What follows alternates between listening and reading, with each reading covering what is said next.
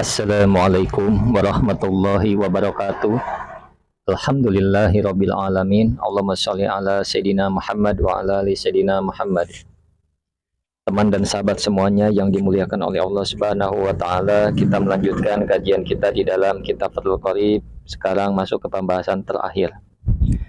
Qala al-musannifu rahimallahu taala nafa'anallahu bihi wa bi'ulumihi fi darin amin. Kitab Ahkamil Itqi, adapun ini ialah sebuah kitab tentang himpunan atau ketentuan-ketentuan memerdekakan budak, hukum-hukum memerdekakan budak. Wa huwa, adapun itkun logatan secara bahasa, ma'khudun ialah diambil min kaulihim, dari perkataan mereka, artinya para ulama, ataqa merdeka al-farahu, apa anak burung, ida toro apabila terbang, siapa parhun, wastaqalla dan merdeka atau menyendiri siapa apa parhun. Jadi al-itku secara bahasa adalah diambil dari ungkapan orang Arab, anak burung bebas ketika terbang dan menyendiri. Jadi anak burung ya menjadi bebas ketika terbang dan menyendiri. Kemudian wasyar'an, dan secara syara, izalatu milkin ialah menghilangkan hak milik, an adamin dari anak Adam, la ila malikin bukan kepada orang yang memiliki, taqarruban karena mendekatkan diri, ilallahi ta'ala, kepada Allah Subhanahu wa ta'ala.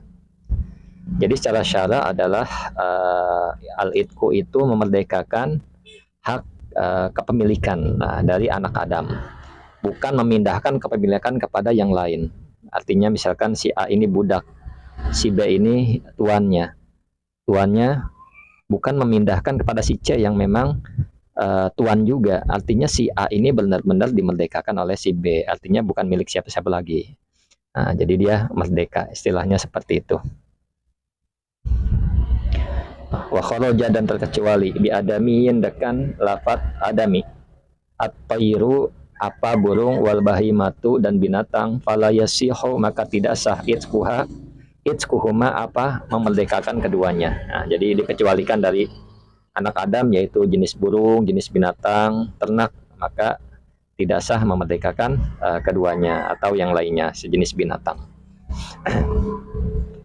Wayasihu, dan sah al-itqu apa memerdekakan budak, min kulli malikin dari setiap pemilik, jaizil amri yang terlaksana perintahnya, yang legal. Nah, yang legal tasarrufnya, yang legal perintahnya, yang terlaksana perintahnya. Wa fi ba'din nusahi, dan di sebagian naskah jaizu tasarrufi, lafadznya adapun lafadznya jaizu tasarrufi fi milkihi, di dalam miliknya, di dalam kepemilikannya. Nah, seperti itu. Jadi hukumnya sah memerdekakan budak yang dilakukan oleh setiap pemilik, yang legal perintahnya. Namun dalam sebagian redaksi yang lain, yang legal tasarrufnya pada kepemilikannya. Fala yasihu, maka tidak sah itqu ghairi jaizi tasarrufi apa memerdekakannya. Jadi saya ulang, bismillahirrahmanirrahim. Fala yasihu, maka tidak sah itqu ghairi jaizi tasarrufi apa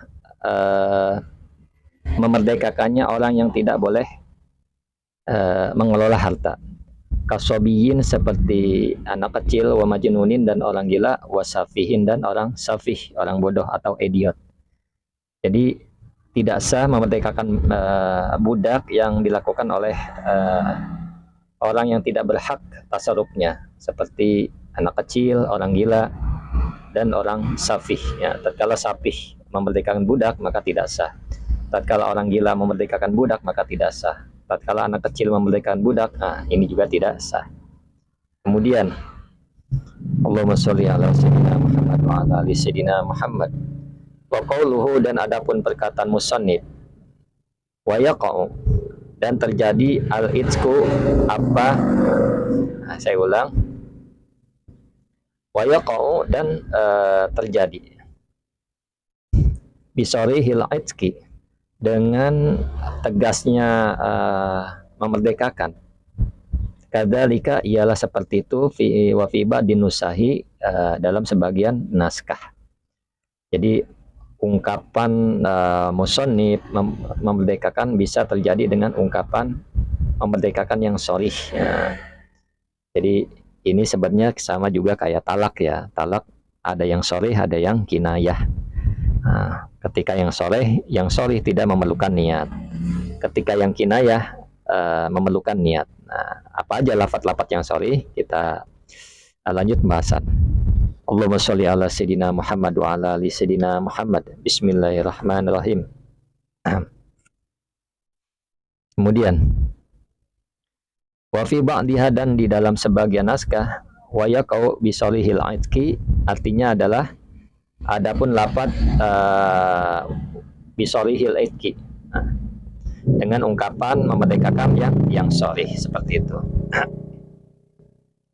Wa'lam dan ketahuilah anna sharihahu bahwa sesungguhnya tegasnya atau sharihnya memerdekakan budak al-i'taku ialah lafaz al-i'taku memerdekakan wa tahriru dan wa tahrir dan lafaz memerdekakan wama dan adapun dan lafaz tasarrufa yang bertasarruf apa ma minhuma dari keduanya i'tak dan tahrir.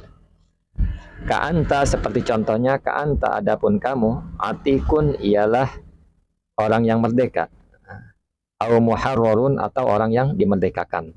Jadi ketahuilah tegasnya atau sharihnya ungkapan memerdekakan budak itu dengan lafaz i'tak atau tahrir atau lafaz-lafaz yang bertasrif dengannya dari keduanya. Seperti apa contohnya? Ka'anta atikun. Kamu adalah orang yang dimerdekakan. Au muharrarun atau orang yang dimerdekakan. Jadi dua lafaz ini yang sharih. Seperti juga dalam talak ya, talak, firaq atau sarah. Itu lafaz-lafaz yang sharih. Kemudian wala farqa dan tidak ada beda itu maujud fi haja dalam ini masalah baina hazilin antara orang yang bergurau wa ghairihi dan selainnya hazil, selainnya bergurau. Jadi nggak ada beda antara orang bergurau atau tidak bergurau. Artinya ketika dia mengucapkan secara sharih niat bercanda atau bukan bercanda, tidak ada niat atau ada niat, ketika ia mengucapkan dengan sharih seperti ka'anta atikun, engkau adalah orang yang dimerdekakan, maka budak tersebut merdeka. Jadi tidak perlu dengan niat. Nah, seperti itu. Ini sama persis kayak bab talak. Wa min sharihi dan ialah termasuk tegasnya atik, tegasnya lafaz sharih. Maksudnya dari termasuk tegasnya atik, tegasnya memerdekakan budak fil asoh di kaul yang asoh. Fakku rokobah, adapun lafadznya fakku rokobah. Jadi dalam sebagiannya di pendapat yang asoh fakku rokobah termasuk lafadz yang sharih. Wala yahtaju dan tidak butuh as-sharihu apa kalimat yang sharih ila niyatin kepada niat. Nah, sama seperti talak, tidak perlu niat ketika ucapannya sharih atik al-i'tak maupun tahrir atau fakku rokobah. Kemudian wayakau dan terjadi al-itku apa memerdekakan budak aidon juga bigairis sharih dengan selain kalimat yang sharih. Kama sebagaimana pendapat qala yang berkata siapa musannif wal kinayati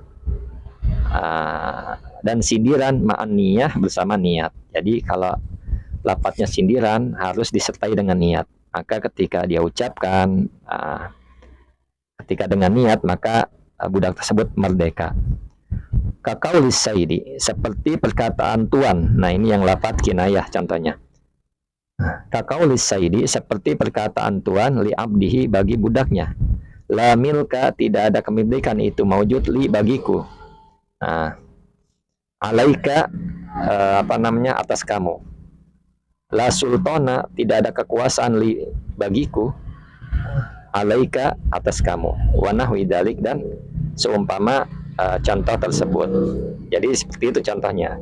Nah, ini lafaz yang kinayah, kata tuannya, uh, tidak ada kepemilikan bagiku atasmu, atau tidak ada kekuasaan bagiku atasmu. Ketika diucapkan secara ketika diucapkan lafaz ini dan disertai dengan niat memerdekakan, maka terjadi beneran, terjadi ia merdeka. Tapi kalau ini ada sifatnya tidak disertai dengan niat, nah, hanya omong kosong atau ucapan-ucapan memang tidak disengaja, tidak ada niat untuk memerdekakan, maka tidak terjadi merdeka budak tersebut. Nah, Assalamualaikum warahmatullahi wabarakatuh.